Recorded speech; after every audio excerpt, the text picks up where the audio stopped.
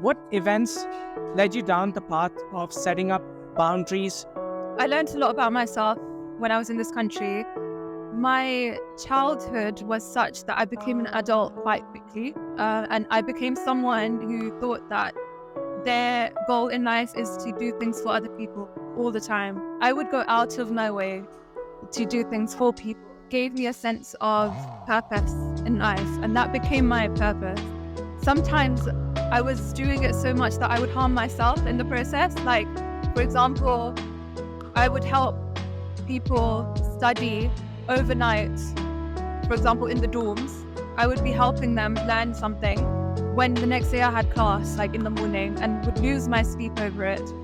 And then I would cook for people there as well, think that it was my responsibility because they're not getting good food.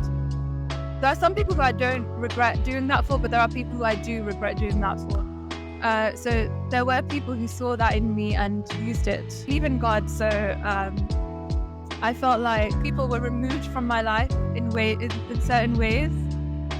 I'm not going to go into specifics, but like they were not in my life anymore. After that, I felt very empty. I was like, I have no one to do anything for. Like, what am I going to do?